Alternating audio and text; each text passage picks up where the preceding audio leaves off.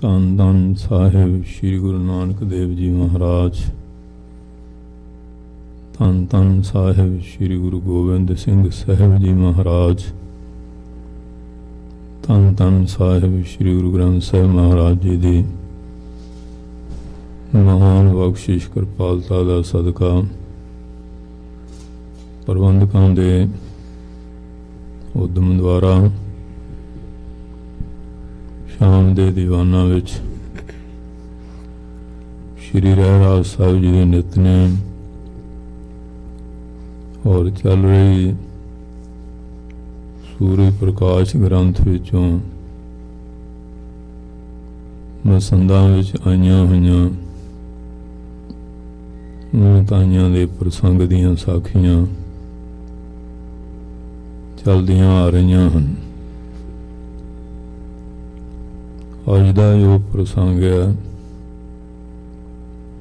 ਉਹਦੇ ਵਿੱਚ ਇਹ ਤੋਂ ਮਸੰਦ ਜੋ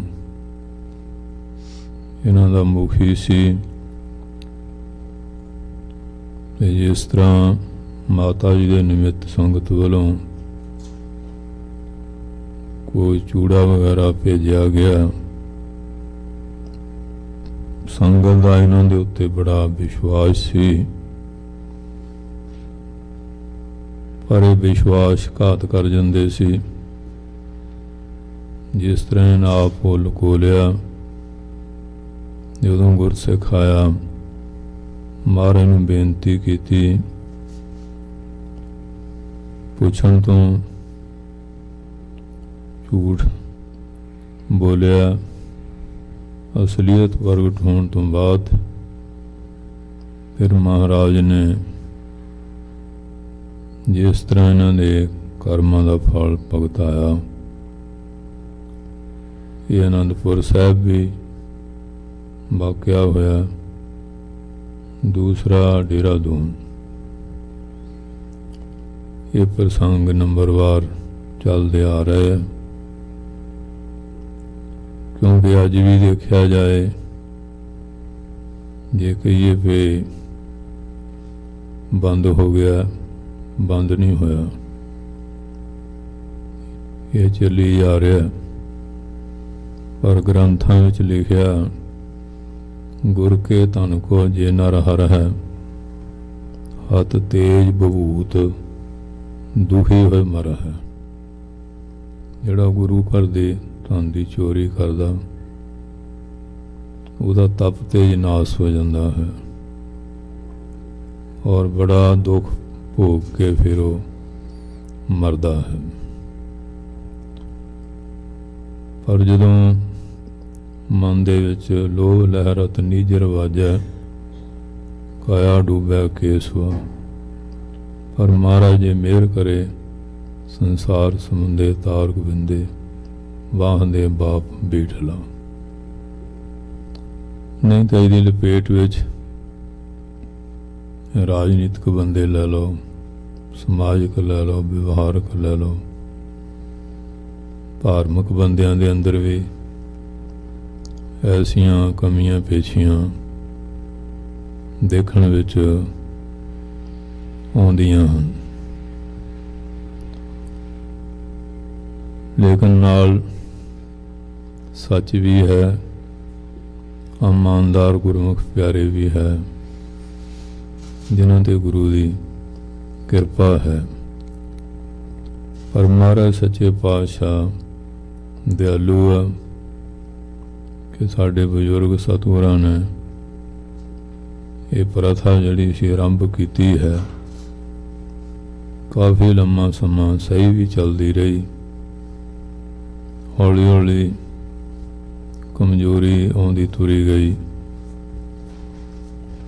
ਜਦੋਂ ਬ੍ਰਿਕਸ਼ ਪੁਰਾਣਾ ਹੁੰਦਾ, ਸੇਕ ਪੈ ਜਾਂਦੀ ਹੈ, ਲੱਕੜ ਨੂੰ ਘੁਣ ਲੱਗ ਜਾਂਦਾ, ਕਈ ਤਰ੍ਹਾਂ ਦੇ ਰੋਗ ਪੈਦਾ ਹੁੰਦੇ ਆ। ਇਸ ਤਰ੍ਹਾਂ ਕਈ ਵਾਰੀ ਪੁਰਾਣੀਆਂ ਪਰੰਪਰਾ ਚੱਲੀ ਆਉਂਦੀਆਂ, ਉਹਨਾਂ 'ਚ ਵੀ ਬੜੇ ਦੋਸ਼ ਪੈਦਾ ਹੋ ਜਾਂਦੇ ਆ। ਸਮੇਂ ਸਮੇਂ ਦੇ ਨਾਲ ਮਹਾਂਪੁਰਖਾਂ ਨੇ ਫਿਰ ਉਹਨਾਂ ਦਾ ਸੁਧਾਰ ਕੀਤਾ, ਉਹ ਕਮੀਆਂ ਪੇਸ਼ੀਆਂ दूर करन दे यतन भी करते रहे। ये भी पता कि महाराज अंतरजामी है, सब कुछ जानते हैं, फिर भी इंसान की बुद्धि के उत्ते पड़दा पै जाता है। वो राजे ने वजीर नूं पूछया सी कि पाप दा बाप कौन है, पर कोई वजीर सही उत्तर दे ना सकिया। उन्हां दा भी हुण भोजन पानी का मसला सी। जिहड़ा इन्हां मुखी सी ढूंढ भाल कीती, कहन लगे कि भेडां चारन वाला चरवाहा है, गडरिया है, वो बड़ा भजनीक भी है, सियाणा भी है, साधुओं का सत्संगी है, वो तुहानूं उत्तर दे सकता है। हुण उसनूं वजीरी मिली हुई सी, नहीं उत्तर देंदे कुर्सी नूं खतरा सी। भावें पदवी बड़ी उच्ची सी, पर अपने स्वार्थ वास्ते वो भेडां दे चरवाहे दे कोल पहुंचया। जाके उन्होंने बेनती की और अपना प्रश्न दसिया। ये नहीं ज़ाहिर किया कि मैं वजीर हाँ। वो कहने लगा भी उत्तर तो मैं दे सकदा, पर तैनूं भेड़ का दुध पीना पेगा। ये हुण ब्राह्मण जाति का सी। कहने लगा ये तो गल मुश्किल है, भेड़ जिहड़ी आ गंद पिल सब कुछ खा खू जाती है। मुड़िया फिर कहने लगा चलो कोई गल नहीं, अपनी मिनिस्ट्री बनी हुई है, इहदा आपां प्रायश्चित कर लांगे। फिर आ गया महाराज लियाओ भेड़ का दुध पी लेना, दसो। वो कहंदा भी वो तो गल उदों ही सी, हुण पहला मैं पीवांगा फिर तैनूं पीना पेगा। कहंदा भी ये भी गल बड़ी मुश्किल है। फिर आ गया, फिर आया चलो एक दूजा प्रायश्चित फिर कर लवांगे। फिर मुड़िया महाराज लियाओ फिर तुसीं अपना सीत प्रसाद दे दिओ। वो कहने लगा नहीं भी हुण गल अगे चले गई, पहला मैं पीआंगा फिर मेरा कुत्ता पिएगा फिर मिलेगा। कहंदा ये तो भी फिर औखा ही है, कुत्ते का झूठा पीना। फिर आ गया, कहने लगा चलो दो प्रायश्चित तीजा होर कर लेते हैं। फिर साध संगत जी मुड़िया, जिस वेले वो पीण लई तैयार होया उन्होंने गुट फड़ लिया। कहने लगा पाप दा बाप लोभ है, लोभी का बेसाहु न कीचे। लोभ दे अधीन होया होया बंदा अपनी पदवी नूं बरकरार रखण लई किन्ना नीचे गिर जाता है। इस वास्ते हुण इन्हां दे मन विच लोभ पैदा हो गया। जदों आपां इहो जिहा प्रसंग दूए दा पढ़दे सुणदे सुणाउने आ, बड़े खुश हुंदे आ कि मसांदे हों करदे सी। ते जे हुण आपो अपने मन नाल झात मार के देखीए ते साडे चों भी इहो जिहे बंदे बहुत निकले होणे। आपां उन्हां तो भी अगे बहुत टप गए हैं। भावें महाराज ने उन्होंने सज़ा दे दित्तियां, महाराज ने उन्होंने कर्मां दा फल धर्मराज द्वारा नहीं आप भुगता के फिर भी उन्हों दा भला कर दिता, पर अपना दा भला भी नहीं होना। अज हुण बड़े बड़े स्थानां दे उत्ते जाके देखो, आ 400 साले 550 साले किसी ने किसी मोबाइल कढ़ लिया, बैग चुक लिया, ਹੋਰ ਸਮਾਨ ਚੁੱਕ ਲਿਆ, ਹੇਰਾ ਫੇਰੀਆਂ ਛੱਡਦੇ ਹਾਂ ਕਿਤੇ। ਇਸੇ ਤਰ੍ਹਾਂ ਚੱਲ ਚਲਾ ਰਹੀਆਂ, ਪਰੰਤੂ ਇਤਿਹਾਸ ਸੁਣ ਕੇ ਇਹ ਨਹੀਂ ਕਿ ਪਸੰਦ ਕਰਦੇ ਸੀ, ਇਹ ਗੱਲ ਵਿਚਾਰਨੀ ਹੈ ਕਿ ਆਪਾਂ ਇਹ ਤਾਂ ਇਤਿਹਾਸ ਤੋਂ ਸਿੱਖਿਆ ਲੈ ਕੇ ਜੋ ਗੁਰਮਤਿ ਦਾ ਗਾਡੀ ਰਾਹ ਇਹਦੇ ਤੇ ਚੱਲੀਏ ਕਿ ਜੇ ਸਾਨੂੰ ਕਿਤੇ ਸੇਵਾ ਮਿਲੀ ਹੈ, ਚਾਹੇ ਸਮਾਜ ਵਿੱਚ ਮਿਲੀ ਹੈ, ਰਾਜਨੀਤੀ ਵਿੱਚ ਮਿਲੀ ਹੈ, ਧਰਮ ਖੇਤਰ 'ਚ ਮਿਲੀ ਹੈ, ਚੋਰੀ ਕਿਤੇ ਕੀਤੀ ਜਾਏ ਉਹ ਇੱਕੋ ਜਿਹਾ ਹੀ ਦੋਸ਼ ਹੈ, ਉਤੋਂ ਬਚਣ ਦੀ ਕੋਸ਼ਿਸ਼ ਕਰਨੀ ਹੈ, ਬਲਕਿ ਉਹ ਕਰਮ ਦਾ ਫਲ ਤਿਆਗਣਾ ਹੈ।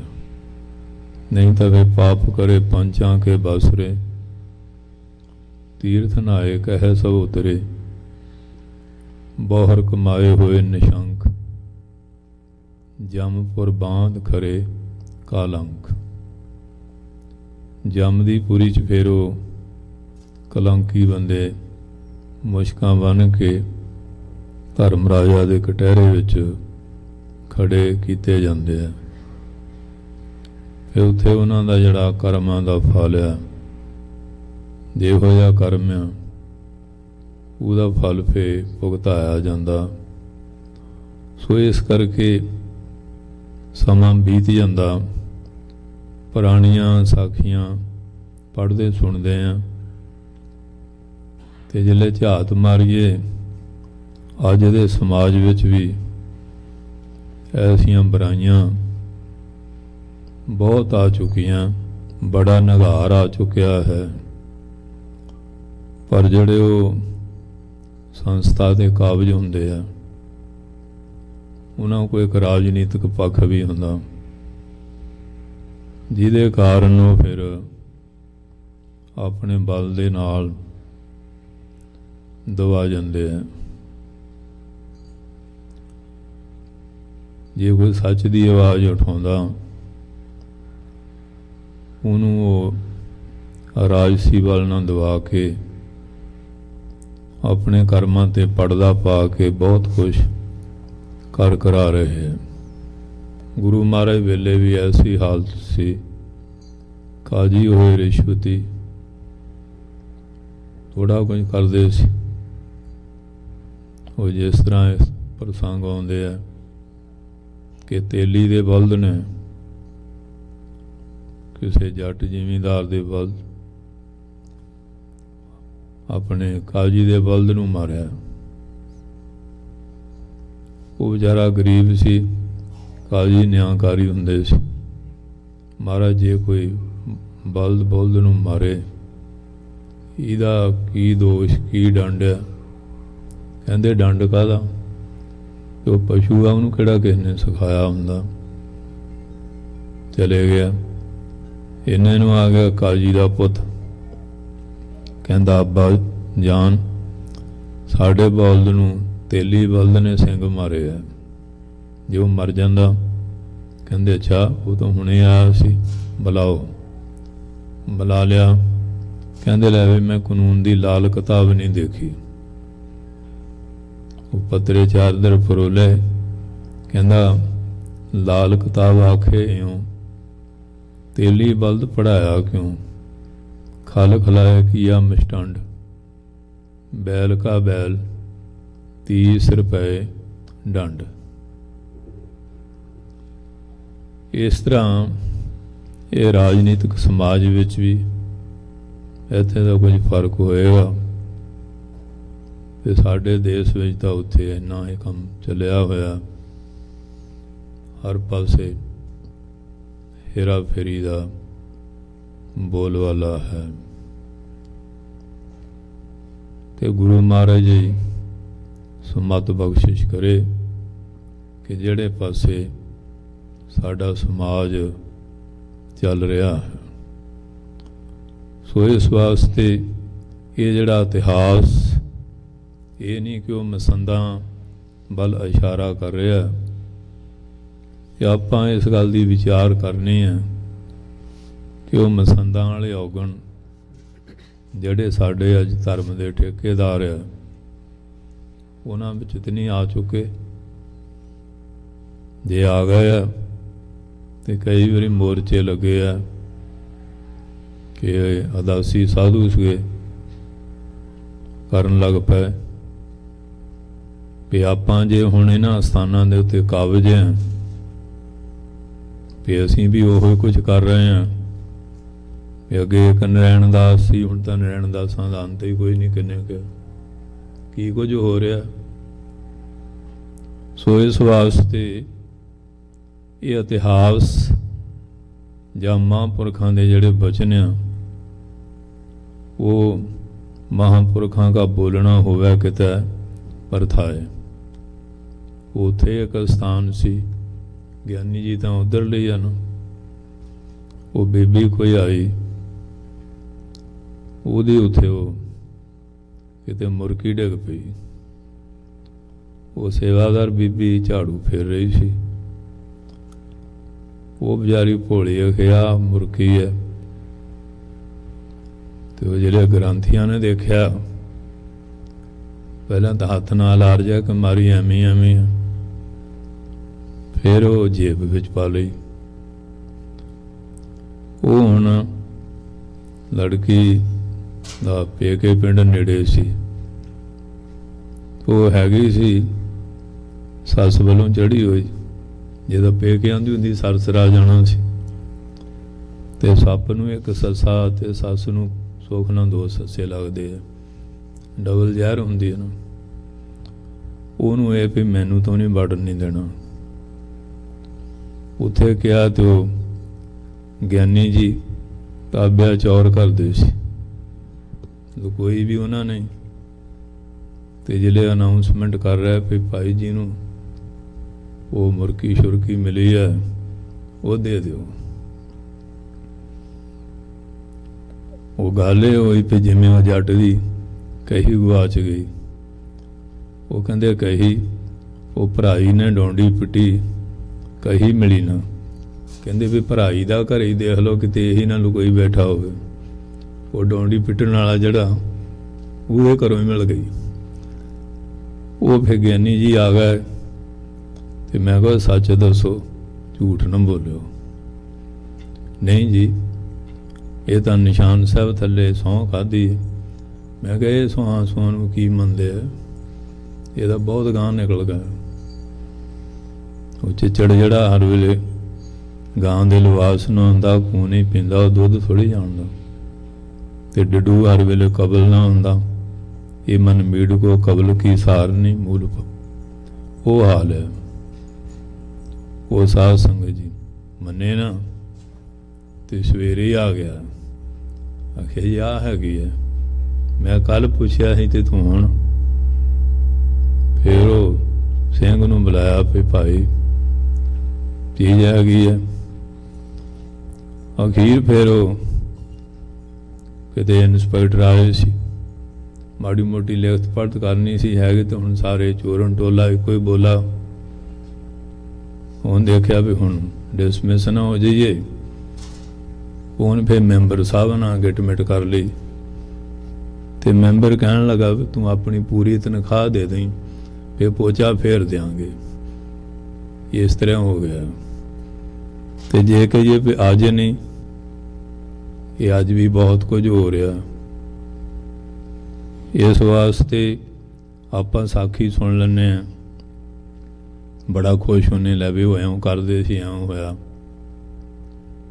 ਪਰ ਇਹ ਹੈ, ਇਹ ਸਾਖੀਆਂ ਸੁਣ ਕੇ ਦੇਖਣਾ ਕਿ ਸਾਡੇ ਵਿੱਚ ਐਸੇ ਦੋਸ਼ ਤਾਂ ਨਹੀਂ। ਜੇ ਕਮਜ਼ੋਰੀ ਹੈਗੀ ਹੈ, ਸੰਗਤ ਦਾ ਆਸਰਾ ਲਓ, ਨਾਮ ਬਾਣੀ ਦਾ, ਗੁਰੂ ਮਹਾਰਾਜ ਦਾ ਉਹਦੇ ਅੱਗੇ ਬੇਨਤੀ ਕਰੋ, ਮਹਾਰਾਜ ਕਲਯੁਗੀ ਜੀਵ ਹਾਂ, ਪੈਰ ਪੈਰ ਤੇ ਭੁੱਲਾਂ ਕਰਦੇ ਹਾਂ, ਬਖਸ਼ ਦਿਓ। ਇਸ ਵਾਸਤੇ ਫਿਰ ਤਾਂ ਕੋਈ ਸੰਸਥਾ ਲੈ ਲਓ, ਕੋਈ ਕੌਮ ਲੈ ਲਓ, ਉਹਦਾ ਸੁਧਾਰ ਹੋ ਜਾਂਦਾ। ਤੇ ਜੇ ਇੱਥੇ ਪੜ੍ਹ ਸੁਣ ਲਿਆ ਲੈ ਵੀ ਚੇਤੋ ਕਰਦਾ ਸੀ ਉਹਨਾਂ ਇਉਂ ਹੋ ਗਿਆ, ਤੇ ਆਪਾਂ ਚੇਤੋਂ ਤੋਂ ਵੀ 10 ਕਦਮ ਗਾਂਹ ਜਾਂਦੇ ਹਾਂ। ਫਿਰ ਉਹ ਇਤਿਹਾਸ ਸੁਣ ਕੇ ਬਹੁਤਾ ਲਾਭ ਹੋਣ ਵਾਲਾ ਨਹੀਂ। ਅੱਜ ਹੁਣ 550 ਸਾਲ ਤੋਂ 2 ਸਾਲ ਉੱਤੇ ਹੋ ਗਿਆ ਮਹਾਰਾਜ ਨੂੰ ਅਵਤਾਰ ਧਾਰਿਆ। ਵੈਸੇ ਤਾਂ ਉਹ ਸਦਾ ਹੀ ਹੈ, ਇਹ ਤਾਂ ਜਦੋਂ ਸਰਗੁਣ ਸਰੂਪ ਧਾਰ ਕੇ ਆਏ ਸੀ। ਆਪਾਂ ਆਪਣੇ ਵਾਲਾ ਝਾਤ ਮਾਰੀਏ, ਸਾਡੀ ਕੌਮ ਕਿੱਥੇ ਕੁ ਖੜੀ ਹੈ। ਹਾਲੇ ਰੋਮਾਂ ਦੀ ਬੇਅਦਬੀ ਨਹੀਂ ਇਹ ਛੱਡ ਸਕੇ, ਨਸ਼ੇ ਅਸੀਂ ਨਹੀਂ ਛੱਡੇ, ਠੱਗੀਆਂ ਠੋਰੀਆਂ ਹੇਰਾ ਫੇਰੀਆਂ ਅਸੀਂ ਨਹੀਂ ਛੱਡੀਆਂ, ਲੱਖ ਚੋਰੀਆਂ ਲੱਖ ਜਾਰੀਆਂ, ਲੱਖ ਕੂੜੀਆਂ ਲੱਖ ਗਾਲ, ਲੱਖ ਠੱਗੀਆਂ ਪੈਨਾਮੀਆਂ, ਰਾਤ ਦਿਨ ਸ ਜੀ ਨਾਲ। ਜਿੱਥੇ ਕੋਈ ਬੈਠਾ ਉਹ ਜਿੰਨਾ ਦਾ ਲੱਗਦਾ ਲਾ ਰਿਹਾ। ਵੀ ਜਿਵੇਂ ਉੱਲੂ ਜਿਹੜੀ ਡਾਲੀ ਤੇ ਬੈਠਾ, ਇਸ ਵੇਲੇ ਸਾਡੀ ਕੌਮ ਦੇ ਅੰਦਰ ਇਹ ਬੜਾ ਨਗਾਰ ਆ ਚੁੱਕਿਆ ਆ। ਇਤਿਹਾਸ ਸੁਣ ਕੇ ਆਪਾਂ ਹਰੇਕ ਨੇ ਆਪੋ ਆਪਣੇ ਮਨ ਨਾਲ ਝਾਤ ਪਾਉਣੀ ਹੈ। ਠੀਕ ਆ, ਕਲਯੁਗ ਦਾ ਪ੍ਰਭਾਵ ਆ, ਕੋਈ ਬੰਦਾ ਵੀ ਗਲਤੀ ਕਰ ਸਕਦਾ, ਹੋ ਸਕਦੀ ਹੈ, ਪਰ ਜੋ ਗਲਤੀ ਕਰਕੇ ਉਹਦਾ ਸੁਧਾਰ ਕਰ ਰਿਹਾ ਤੇ ਬੜੀ ਹਿੰਮਤ ਹੈ, ਬਹੁਤ ਵੱਡੀ ਹਿੰਮਤ ਹੁੰਦੀ ਹੈ। ਵਿਧੀ ਚੰਦ ਦਾ ਜੀਵਨ ਪੜ੍ਹੋ, ਲਖੂ ਧਾੜਵੀ ਦਾ ਪੜ੍ਹੋ, ਸੱਜਣ ਠੱਗ, ਕੌਡੇ ਰਾਖਸ਼, ਹੋਰ ਕਿੰਨੇ ਇਤਿਹਾਸ ਵਿੱਚ ਆਏ। ਬਾਅਦ ਵਿੱਚ ਉਹ ਕਿੱਡੀਆਂ ਉੱਚ ਪਦਵੀਆਂ ਦੇ ਉੱਤੇ ਪਹੁੰਚੇ ਆ ਕਿ ਜੀਵਨ ਵਿੱਚ ਜੇ ਕੋਈ ਸੰਗਤ ਦੇ ਪ੍ਰਭਾਵ ਨਾਲ ਕੋਈ ਸਮਾਂ ਬਣਿਆ, ਸੰਗਤ ਦੇ ਪ੍ਰਭਾਵ ਨਾਲ ਇੰਨੀਆਂ ਉੱਚੀਆਂ ਪਦਵੀਆਂ ਪਾਈਆਂ ਤੇ ਗੁਰੂ ਮਹਾਰਾਜ ਨੇ ਉਹਨਾਂ ਨੂੰ ਬੜੀਆਂ ਪਦਵੀਆਂ ਨਾਲ ਨਵਾਜਿਆ। ਪਰ ਜੇ ਆਪਾਂ ਮੁੜ ਕੇ ਉਹੀ ਕਰਾਈ ਜਾਂਦੇ ਆ, ਫੇਰ ਤਾਂ ਗੱਲ ਨਹੀਂ। ਇੱਕ ਵਾਰੀ ਮਹਾਂਪੁਰਖ ਆਏ ਪਿੰਡਰਾਂ ਵਾਲੇ, ਉਹ ਲਖੂ ਧਾੜਵੀ ਜਿਹੜਾ ਹੋਇਆ, ਫੇਰ ਤਾਂ ਬਹੁਤ ਵੱਡਾ ਗੁਰਸਿੱਖ ਬਣ ਗਿਆ ਨਾ। ਨਿਤਨੇਮ ਤੋਂ ਅਲੱਗਾ 21 ਜਪਜੀ ਸਾਹਿਬ ਤੋਂ ਦੇ ਪੱਕੇ ਹੀ ਸੀ। ਤੇ ਜਦੋਂ ਬੁੱਧੂ ਦਾ ਉਹ ਆਵੇ ਵਾਸਤੇ ਲੰਗਰ ਦੀ ਅਰਦਾਸ, ਇਹ ਲਖੂ ਹੀ ਸੀਗਾ ਜਿਹਨੇ ਕਿਹਾ ਸੀ ਬੁੱਧੂ ਦਾ ਆਵਾ ਕੱਚਾ। ਇਹ ਲਖੂ ਸੀ, ਪਹਿਲਾਂ ਧਾੜਵੀ ਸੀ, ਪਰ ਮਹਾਰਾਜ ਦੀ ਸੰਗਤ ਨਾਲ ਕਿੱਡੀ ਉੱਚੀ ਪਦਵੀ ਨੂੰ ਪਾ ਗਿਆ। ਉਹਦੀ ਰਸਨਾ ਤੇ ਸ੍ਰੀ ਜਪਜੀ ਸਾਹਿਬ ਦਾ ਨਿਵਾਸ ਹੋ ਗਿਆ ਤੇ ਰਸਨਾ ਵਿੱਚ ਏਡੀ ਵੱਡੀ ਬਰਕਤ ਆ ਗਈ। ਆਵਾ ਕੱਚਾ ਰਿਹਾ, ਪਰ ਮਹਾਰਾਜ ਨੇ ਕਿਹਾ ਵੀ ਫੇਰਾ ਭਾਈ ਕੱਚਾ ਪੱਕਿਆਂ ਭਾ ਵਿਕ ਜਾਏਗਾ। ਉਹ ਗੁਰਸਿੱਖ ਉਹਦੇ ਪਰਿਵਾਰ ਦਾ ਮਿਲਿਆ, ਕਹਿਣ ਲੱਗਾ ਜੀ ਮੈਨੂੰ ਪਛਾਣਦੇ ਆ? ਮੈਂ ਕਿਹਾ ਹਾਂ। ਵੀ ਤੂੰ ਅੰਮ੍ਰਿਤਧਾਰੀ ਸਿੰਘ ਆ, ਤੂੰ 10ਵੇਂ ਪਾਤਸ਼ਾਹ ਦਾ ਸਿੱਖ ਆ। ਸਿੱਖ ਦੀ ਆਇਡੈਂਟੀਫਿਕੇਸ਼ਨ ਤਾਂ ਇਹ ਹੀ ਆ ਨਾ, ਜਿਹੜੇ 5 ਕਕਾਰ ਆ, ਰਹਿਤ ਮਰਜ਼ਾਦਾ ਹੈ, ਤੇ ਕੋਈ ਵਿਸ਼ੇਸ਼ ਉਹ ਦੱਸ ਦਿਓ। ਉਹ ਕਹਿਣ ਲੱਗਾ ਜੀ ਮੈਂ ਲਖੂ ਦੇ ਪਰਿਵਾਰ ਚੋਂ। ਮੈਂ ਉਹਨੂੰ ਨਮਸਕਾਰ ਕੀਤੀ, ਫਿਰ ਧੰਨਿਆ ਗੁਰਮੁਖ ਪਿਆਰਿਆ, ਵੀ ਤੁਸੀਂ ਸਦੀਆਂ ਤੋਂ ਜੁੜੇ, ਹਾਲੇ ਤੱਕ ਤੁਸੀਂ ਸਿੱਖੀ ਨਾਲ ਜੁੜੇ ਹੋਏ ਆ। ਬੀਜ ਜਿਹੜਾ ਕਾਇਮ ਆ। ਸੋ ਇਸ ਵਾਸਤੇ ਇਹ ਜਿਹੜਾ ਇਤਿਹਾਸ, ਇਹ ਚੇਤੋ ਮਸੰਦ ਤੱਕ ਸੀਮਿਤ ਨਹੀਂ। ਇਹ ਇਤਿਹਾਸ ਸਾਨੂੰ ਸਿੱਖਿਆ ਦਿੰਦਾ ਉਹਨਾਂ ਮਸੰਦਾਂ ਵਾਲੇ ਜਾਂ ਚੇਤੋ ਵਾਲੇ ਜਿਹੜੇ ਔਗਣ ਆ, ਉਹ ਸਾਡੇ ਵਿੱਚ ਨਾ ਆ ਜਾਣ। ਤੇ ਜੇ ਤਾਂ ਉਹਨਾਂ ਦੋਸ਼ਾਂ ਨੂੰ ਦੂਰ ਕਰ ਲਾਂਗੇ, ਫਿਰ ਮਹਾਰਾਜ ਬਖਸ਼ਿੰਦਿਆ। ਜੇ ਭੁੱਲੀ ਜੇ ਚੁੱਕੀ ਸਾਈਂ, ਪੀ ਤਿਹੰਜੀ ਕੱਢਿਆ, ਜਿਨ੍ਹਾਂ ਨਿਹੋਦੂ ਜਾਣੇ ਲਗਾ, चूर मरो से बढ़िया, हो न छोड़ो कंत पासरा, सदा रंगीला लाल प्यारा, यह मिहंजा आसरा।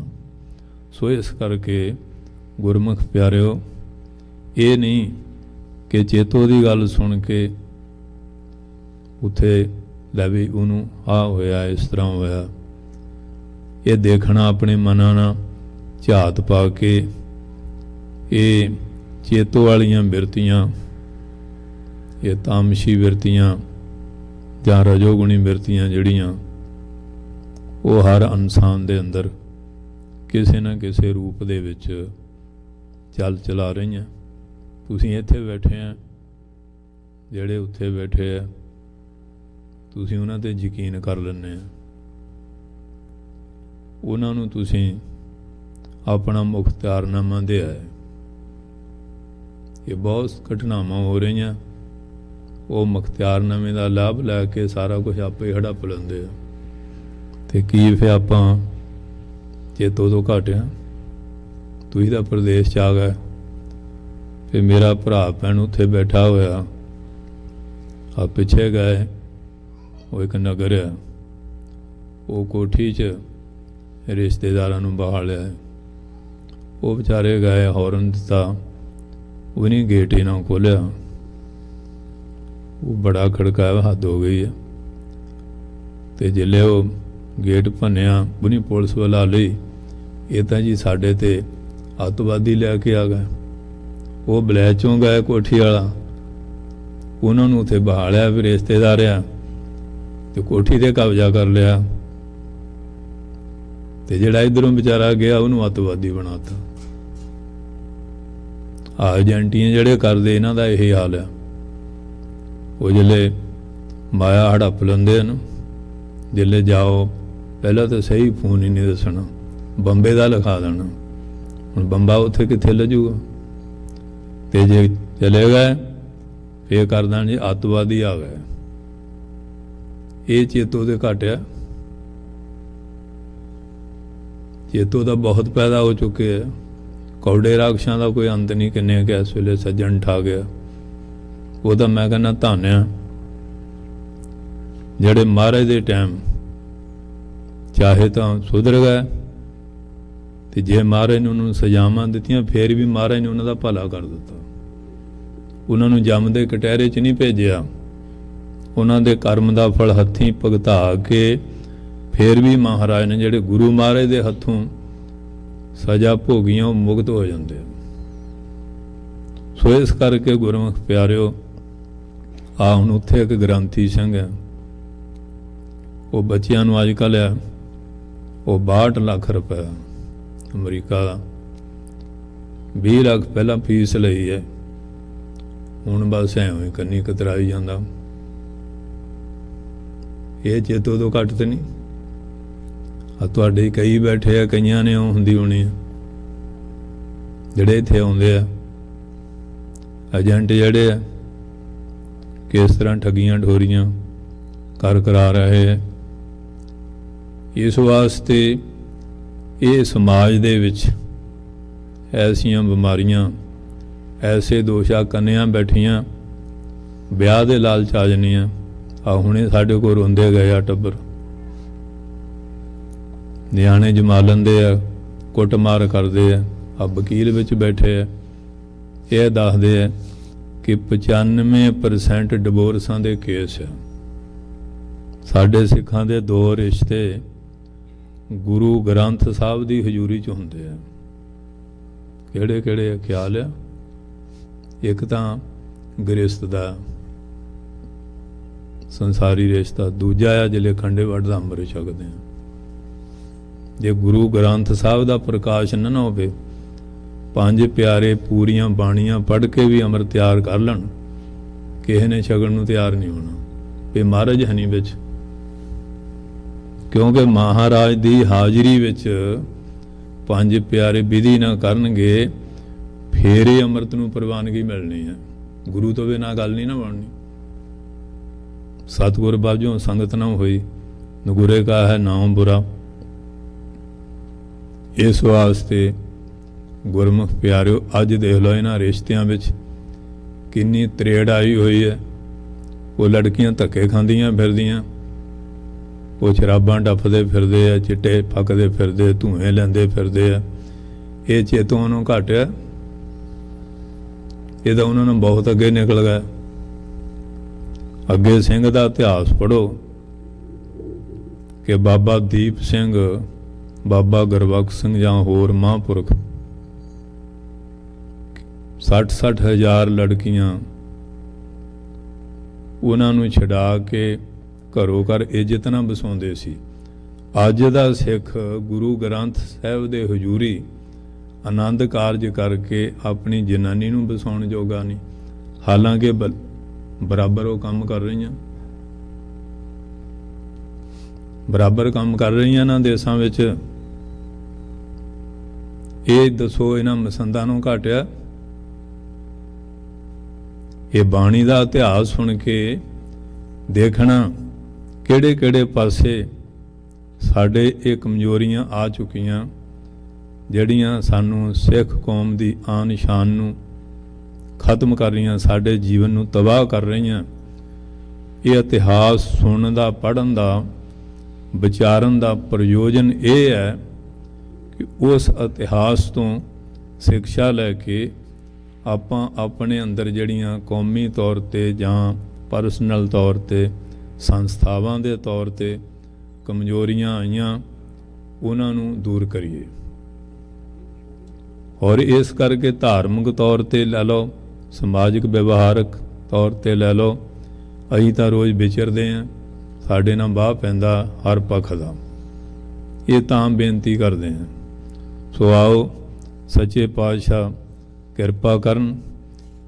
चित चाहुंदा हुंदा कि नरोल गुरबाणी की व्याख्या करिए, पर जदों बाग लाया जांदा ते जे उत्ते उत्ते दवाई छिड़की जाइए ना, बूटे फे भी सुक जाते हैं, क्योंकि जड़ां विच सेंक पई हुंदी है।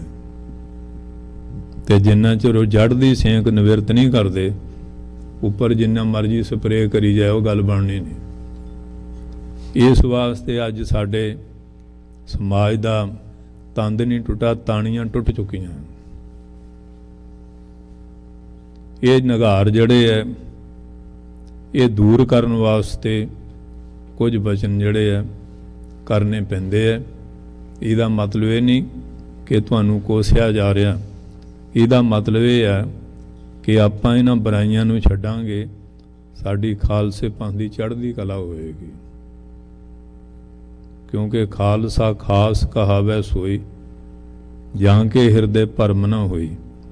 भरम भेदते रहे न्यारा, सो खालस सतगुरु हमारा। ये भरम भेद है। हुण एक औरत नूं छड्डता, दूजा ब्याह कर लिया है तो वह भी 5 तत्तां दी पुतली है, तो वह जिहड़ी हुण लिया वह भी यही कुछ है, एक भरम भूत बड़िया होया इंसान दे अंदर। पर सतसंगियो अज ये जिहड़ियां कमजोरियां हैगियां, फिर संस्था चले जाओ, अपनी चौधर वास्ते वो जुदी संस्था थाप लेंदा। संस्था दे भी किन्ने किन्ने टुकड़े हो चुके हैं जथेबंदियां दे अंदर, पर महाराज ने एक खालसा बनाया सी। इक्का बाणी एक गुर, इक्को शब्द विचार। वो धारा मूल नाल असीं टुट चुके हैं। महाराज का सिद्धांत है एको जप एको साला है। वो जिहड़ी विचार सी वो तो बड़ा दूर जा चुके हैं। आपो अपनियां मर्यादा थापियां हुईयां, आपो अपने ढंग दे नाल ये जी मर्यादा है। जे कहिए भी जिहड़ी महाराज ने चलाई सी वो मर्यादा किहड़ी है, ते जिहड़े 4 बंदियां ने इकट्ठे होकर बना लई वो मर्यादा तो है। ते इन्ने साल पहला जदों ये संस्थावां कायम नहीं सी होईयां, उदों महाराज ने कोई मर्यादा बनाई सी, वो किहड़ी सी? ते महाराज बिना मर्यादा ते आ सारे काम करदे कराउंदे रहे। सो इस वास्ते इस तरह के बड़े दोष जड़े है वो पैदा हुए है। ਅੱਜ ਉਹ ਪ੍ਰਸੰਗ ਕੁਦਰਤੀ ਇਸ ਸੰਬੰਧ ਵਿੱਚ ਚੱਲਣ ਕਰਕੇ ਬੇਨਤੀ ਕੀਤੀ ਹੈ ਕਿ ਇਹ ਜਿਹੜੇ ਇਸ ਤਰ੍ਹਾਂ ਦੇ ਦੋਸ਼ ਪੈਦਾ ਹੋਏ ਆ, ਇਹਨਾਂ ਨੂੰ ਆਪਾਂ ਨਿਵਰਤ ਤਾਂ ਕਰ ਸਕਦੇ ਹਾਂ, ਕੱਲਾ ਕੱਲਾ ਬੰਦਾ ਆਪਣੇ ਮਨ ਅੰਦਰ ਝਾਤ ਪਾਵੇ ਕਿ ਮੇਰੇ ਵਿੱਚ ਐਸਾ ਦੋਸ਼ ਤਾਂ ਨਹੀਂ। ਆਪਾਂ ਦੂਏ ਵੱਲ ਉਂਗਲ ਕਰਦੇ ਹਾਂ, ਐਉਂ ਕਰਾਂਗੇ ਨਾ, ਆ 3 ਉਂਗਲਾਂ ਆ ਗਈਆਂ ਕਿ ਨਹੀਂ ਆਪਣੇ ਵੱਲ ਨੂੰ, ਕਹਿੰਦੇ ਤੂੰ ਹੀ ਦੇਖ ਲਾ। ਆ ਦੂਏ ਨੂੰ ਕਹਿ ਰਿਹਾ, ਆਪਣੇ ਵੱਲ ਨਹੀਂ ਦੇਖ ਰਿਹਾ ਕਿ ਮੇਰੇ ਅੰਦਰ ਕੈਸਾ ਹੈ, ਉਹ ਫਲਾਨਾ ਇਹ ਕਰ ਰਿਹਾ। ਤੇ ਜੇ ਆਪਾਂ ਆਪੋ ਆਪਣਾ ਸੁਧਾਰ ਕਰਨਾ ਸ਼ੁਰੂ ਕਰ ਦਈਏ ਫਿਰ ਤਾਂ ਸਾਰਿਆਂ ਦਾ ਹੀ ਸੁਧਾਰ ਹੋ ਜਾਏਗਾ। ਅੱਜ ਸਾਡੀ ਕੌਮ ਵਿੱਚ ਤਾਂ ਇਹ ਜ਼ਿਆਦਾ ਹੀ ਇਸ ਤਰ੍ਹਾਂ ਦਾ ਵਾਤਾਵਰਨ ਜਿਹੜਾ ਬਣਿਆ ਹੋਇਆ ਹੈ। ਸੋ ਸਤਿਗੁਰ ਸੱਚੇ ਪਾਤਸ਼ਾਹ ਕਿਰਪਾ ਕਰਨ, ਜਿਹੜਾ ਇਤਿਹਾਸ ਸੁਣਦੇ ਆ ਉਹ ਸੁਣ ਕੇ ਉਹਨੂੰ ਮੰਨਣਾ ਵੀ ਹੈ, ਉਹਦਾ ਅਮਲ ਵੀ ਕਰਨਾ, ਉਹਦੇ ਅਨੁਕੂਲ ਜੀਵਨ ਬਣਾਉਣਾ ਹੈ। ਫਿਰ ਸਾਡੀ ਕਥਾ ਸੁਣੀ ਜਿਹੜੀ ਹੈ ਉਹ ਲਾਭਦਾਈ ਹੋਏਗੀ। ਨਹੀਂ ਤਾਂ ਉਹ ਫਿਰ ਬਾਣੀ ਵਾਲੀ ਗੱਲ ਆ ਨਾ, ਉਹ ਸੰਤਾਂ ਦੀ ਕਥਾ ਸੁਣ ਰੋਜ਼ ਜਾਂਦਾ ਸੀ। ਇੱਕ ਦਿਨ ਬਿਮਾਰ ਹੋ ਗਿਆ, ਮੁੰਡੇ ਨੂੰ ਕਹਿੰਦਾ ਵੀ ਨਾਗਾ ਨਾ ਪਵੇ, ਅੱਜ ਤੂੰ ਜਾਏ।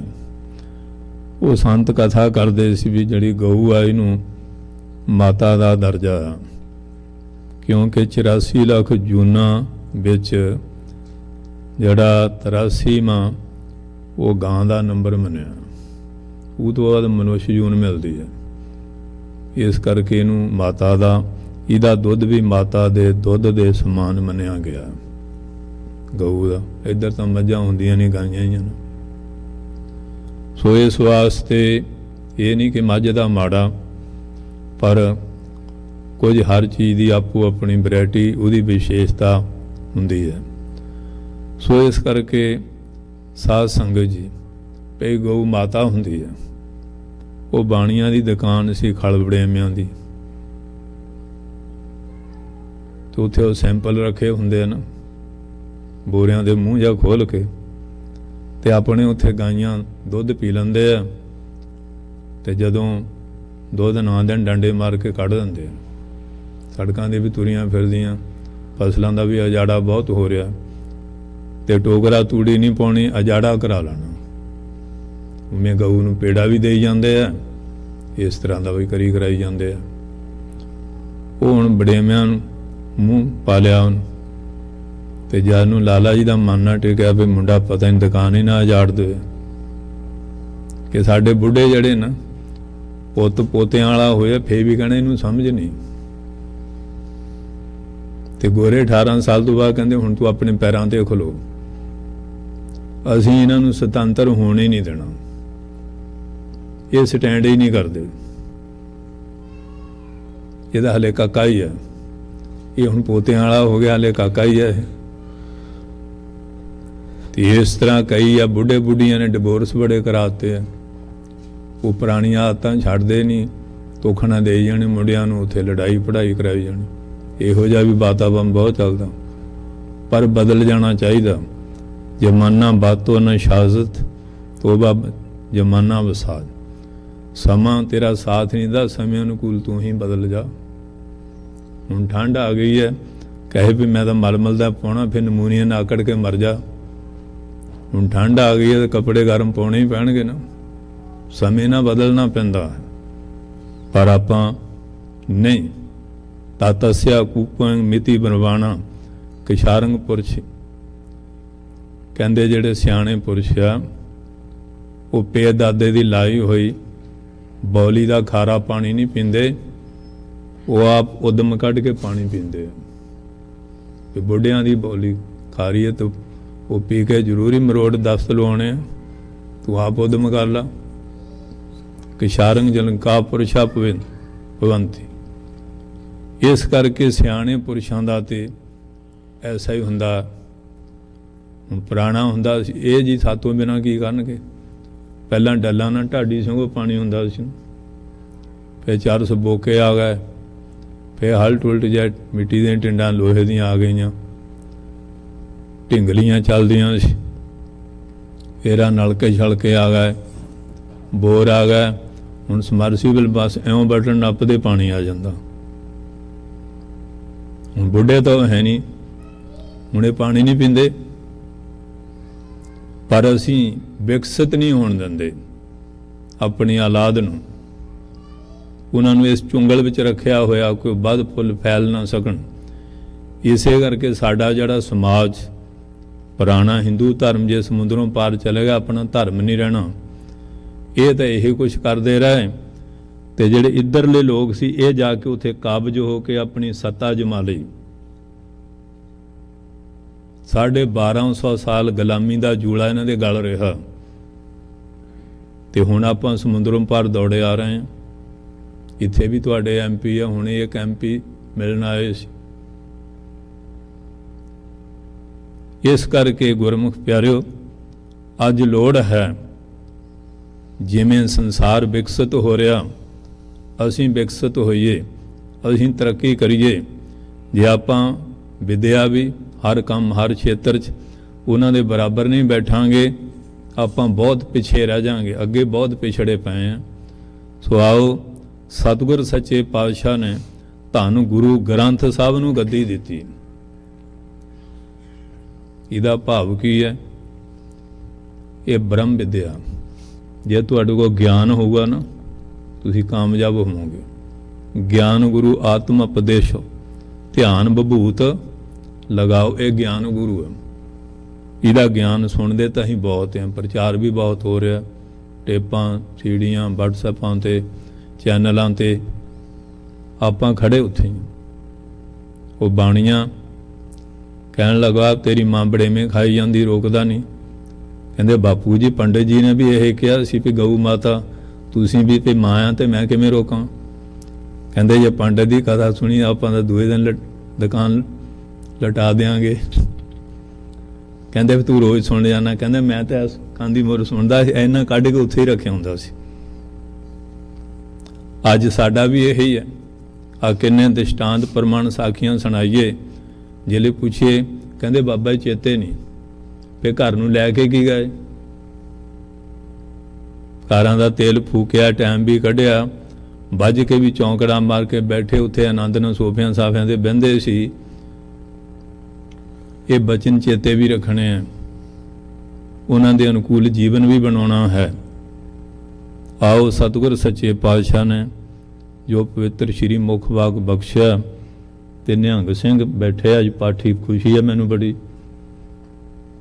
ਪੜੋ ਭਾਈ। ਸਤਨਾਮ ਸ੍ਰੀ ਵਾਹਿਗੁਰੂ ਸਾਹਿਬ ਜੀ। ਧਨਾਸਰੀ ਮਹੱਲਾ ਪੰਜਵਾ। ਧਨਾਸਰੀ ਰਾਗ ਦੀ ਬਾਣੀ। ਪੰਜਵੇਂ ਸਤਿਗੁਰ ਜਿਨ੍ਹਾਂ ਦੀ ਕਿਰਪਾ ਨਾਲ ਗੁਰੂ ਗ੍ਰੰਥ ਸਾਹਿਬ ਦੀ ਸੰਪਾਦਨਾ ਹੋਈ। ਅੱਧ ਤੋਂ ਵੱਧ ਸ਼ਬਦ ਧੰਨ ਸ਼੍ਰੀ ਗੁਰੂ ਅਰਜਨ ਸਾਹਿਬ ਦੇ ਗੁਰੂ ਗ੍ਰੰਥ ਸਾਹਿਬ ਵਿੱਚ ਦਰਜ ਹੈ। ਕਿੱਡੀ ਵੱਡੀ ਕਿਰਪਾ ਮਹਾਰਾਜ ਕਰ ਗਏ। ਉਹਨਾਂ ਦੀ ਬਖਸ਼ਿਸ਼ ਵਿੱਚੋਂ ਇੱਕ ਸ਼ਬਦ ਦੀ ਵਿਚਾਰ ਕਰ ਰਹੇ ਹਾਂ। ਦੀਨ ਦਰਦ ਨਿਵਾਰ ਠਾਕੁਰ। ਦੀਨ ਗਰੀਬਾਂ ਦੀਆਂ ਦਰਦ ਜਿਹੜੀਆਂ ਪੀੜਾ, ਕਿਉਂਕਿ ਹੁਣ ਢਾਡੀ ਸਿੰਘਾਂ ਦਾ ਸਮਾਂ ਤਾਂ ਹੋਏ ਗਿਆ। 84 ਪ੍ਰਕਾਰ ਦੀ ਪੀੜ ਹੁੰਦੀ ਹੈ। ਉਹ ਦਰਦ, ਦੀਨ ਦਰਦ ਨਿਵਾਰ ਠਾਕੁਰ। ਹੇ ਠਾਕੁਰ, ਉਤਪਤੀ ਪਾਲਣਾ ਸੰਘਾਰ ਕਰਨ ਵਾਲੇ, ਸਾਡੀਆਂ ਦਰਦ ਪੀੜਾਂ ਦੂਰ ਕਰ ਦਿਓ। ਰੱਖੈ ਜਨ ਕੀ ਆਪ। ਜਿਹੜਾ ਉਹਦੀ ਸ਼ਰਨ ਵਿੱਚ ਆਉਂਦਾ ਉਹਨਾਂ ਜਨਾਂ ਦੀ ਲਾਜ ਰੱਖ ਲੈਂਦੇ। ਮਾਲੜੀ ਸਾਹਿਬ ਪ੍ਰਤੱਖਿਆ ਢਾਡੀ ਸਿੰਘੋ ਆਪਣੇ ਇਲਾਕੇ 'ਚ ਨਾ ਦਰਦਾਂ ਹਟਦੀਆਂ ਕਿ ਨਹੀਂ?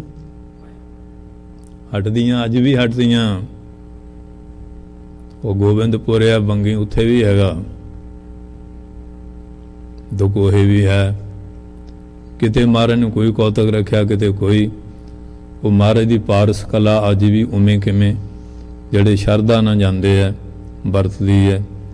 ਰਾਖਿਆ ਜਨ ਕੀ ਆਪ, ਜਿਹੜਾ ਜਨ ਬਣ ਕੇ ਜਾਂਦਾ ਉਹਦੀ ਲਾਜ ਰੱਖਦੇ ਹਨ।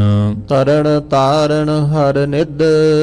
ਹਰੀ ਜਿਹੜਾ ਨਿਧੀ ਖਜ਼ਾਨਾ ਰੂਪਿਆ, ਪਾਪੀਆਂ ਨੂੰ ਤਾਰਨ ਵਾਸਤੇ ਉਹਦਾ ਨਾਮ ਤਾਰਨ ਬੇੜਾ ਰੂਪ ਹੈ। ਦੁਖ ਨਾ ਸਕੈ ਵਿਆਪ। ਜਿਵੇਂ ਬੇੜੇ ਜਾਂਦੇ ਆਪਾਂ, ਮਗਰ ਮੱਛਾਂ ਦਾ, ਜਲ ਜੰਤੂਆਂ, ਤੰਦੂਆਂ ਤੁੰਦੂਆਂ ਦਾ ਕੋਈ ਡਰ ਨਹੀਂ ਨਾ ਹੁੰਦਾ। ਸਮੁੰਦਰ ਸੌਖੇ ਲੰਘ ਜਾਈਦਾ ਨਾ। ਇਸੇ ਤਰ੍ਹਾਂ ਜਿਹੜਾ ਨਾਮ ਰੂਪੀ ਬੇੜੇ ਦਾ ਸਹਾਰਾ ਲੈਂਦਾ ਉਹਨੂੰ ਕਿਸੇ ਤਰ੍ਹਾਂ ਦਾ ਕਾਮ ਕ੍ਰੋਧ ਰੂਪੀ ਮਗਰਮੱਛਾਂ ਦਾ, ਤੰਦੂਆਂ ਦਾ ਡਰ ਨਹੀਂ ਹੁੰਦਾ ਹੈ। ਇਹ ਦੁੱਖ ਨਹੀਂ ਵਿਆਪਦੇ ਹਨ। ਸਾਧੂ ਸੰਗ ਭਜੋ ਗੋਪਾਲ।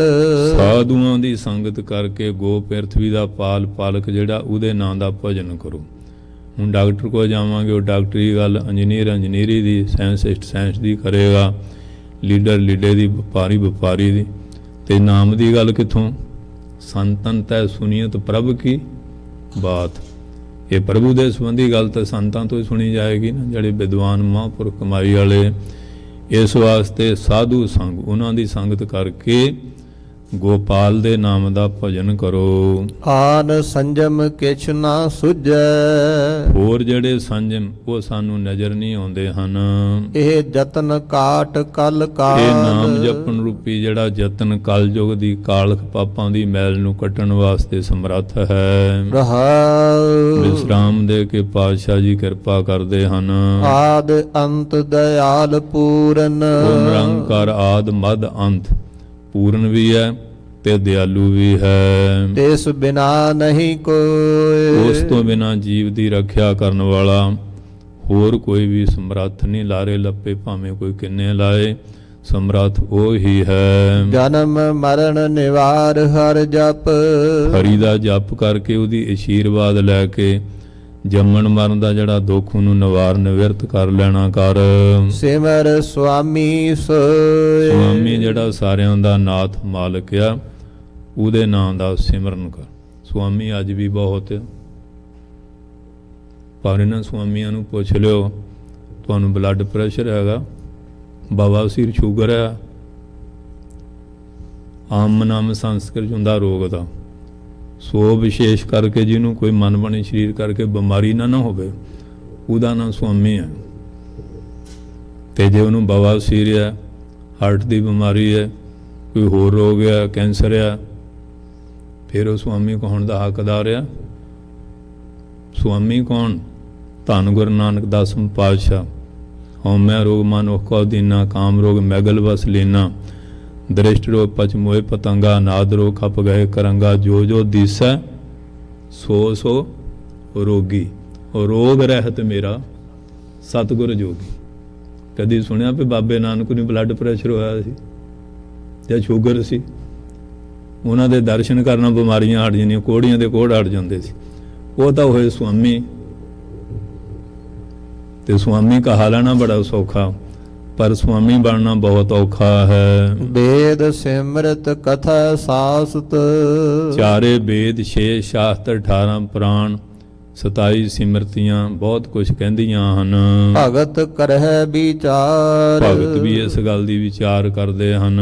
ਮੁਕਤ ਪਾਈਐ ਸਾਧ ਸੰਗਤ। ਸਾਰਿਆਂ ਨੇ ਇਹ ਗੱਲ ਸਹਿਮਤ ਹੋ ਕੇ ਕਹੀ ਹੈ, ਮਹਾਂਪੁਰਖਾਂ ਦੀ ਸੰਗਤ ਕਰਕੇ, ਬਚਨਾਂ ਦੇ ਉੱਤੇ ਅਮਲ ਕਰਕੇ ਮੁਕਤੀ ਪ੍ਰਾਪਤ ਹੁੰਦੀ ਹੈ। ਬਿਨਸ ਜਾਏ ਅੰਧਾਰ। ਕਦੋਂ ਜਦੋਂ ਗਿਆਨ ਦਾ ਪ੍ਰਕਾਸ਼ ਹੋ ਕੇ ਹਿਰਦੇ ਚੋਂ ਅਗਿਆਨਤਾ ਦਾ ਹਨੇਰਾ ਦੂਰ ਹੋਵੇ, ਫਿਰ ਮੁਕਤੀ ਪ੍ਰਾਪਤ ਹੁੰਦੀ ਹੈ। ਚਰਨ ਕਮਲ ਆਧਾਰ ਜਨ ਕਾ। ਜਿਹੜੇ ਜਾਣਿਆ ਉਹਨਾਂ ਨੂੰ ਆਪਣੇ ਗੁਰੂ ਮਹਾਰਾਜ ਦੇ ਚਰਨ ਕਮਲਾਂ ਦਾ ਆਧਾਰ ਆਸਰਾ ਹੁੰਦਾ ਹੈ। ਰਾਸ ਪੂੰਜੀ ਏਕ। ਉਹਨਾਂ ਦੀ ਰਾਸ ਪੂੰਜੀ ਮੂੜੀ ਸਾਰਾ ਕੁਝ ਪਰਮੇਸ਼ਰ ਦਾ ਨਾਮ, ਗੁਰੂ ਦੀ ਭਗਤੀ ਹੀ ਹੈ। ਤਾਣ ਮਾਣ ਦੀਵਾਨ ਸੱਚ। ਸਰੀਰ ਕਰਕੇ ਬਲ ਜਿਹੜਾ, ਮਨ ਕਰਕੇ, ਬੁੱਧੀ ਕਰਕੇ, ਉਹ ਸੱਚੇ ਦੇ ਨਾਮ ਭਰੋਸੇ ਦਾ ਹੀ ਉਹਨਾਂ 'ਚ ਬਲ ਹੈ। ਨਾਨਕ ਕੀ ਪ੍ਰਭ ਟੇਕ। ਧੰਨ ਗੁਰੂ ਨਾਨਕ ਸਾਹਿਬ ਦੀ ਬਾਣੀ ਦਾ ਸਿਧਾਂਤ ਦੱਸਦੇ ਹੋਏ ਧੰਨ ਗੁਰੂ ਅਰਜਨ ਸਾਹਿਬ ਕਹਿੰਦੇ, ਸਾਨੂੰ ਤਾਂ ਉਹਨਾਂ ਦਾ ਟੇਕ ਭਰੋਸਾ ਹੈ।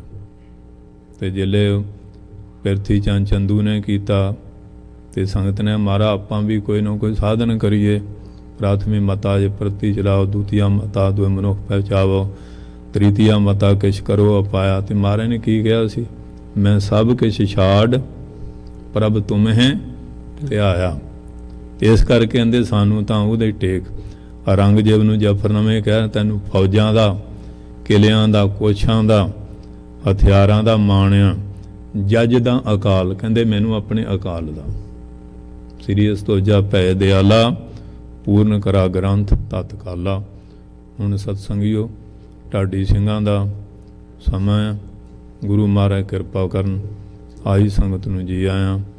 ਆਪ ਜੀ ਦਾ ਬਹੁਤ ਬਹੁਤ ਧੰਨਵਾਦ। ਗੁਰੂ ਮਹਾਰਾਜ ਮਿਹਰ ਕਰਨ। ਸਭ ਨੂੰ ਨਾਮਦਾਨ ਸਿੱਖੀ ਦਾਨ ਭਰੋਸਾ ਤੰਦਰੁਸਤੀ ਬਖਸ਼ਿਸ਼ ਕਰਨ। ਗ੍ਰੰਥੀ ਸਿੰਘ, ਢਾਡੀ ਸਿੰਘ, ਰਾਗੀ ਸਿੰਘ, ਲੰਗਰ ਦੇ ਸੇਵਾਦਾਰ ਔਰ ਪ੍ਰਬੰਧਕ ਸਾਰਿਆਂ ਦਾ ਧੰਨਵਾਦ। ਮਹਾਰਾਜ ਕਿਰਪਾ ਕਰਨ। ਖਾਲਸਾ ਪੰਥ ਵਿੱਚ ਏਕਤਾ, ਇਤਫਾਕ, ਪਿਆਰ, ਚੜ੍ਹਦੀ ਕਲਾ ਬਖਸ਼ਿਸ਼ ਕਰਨ।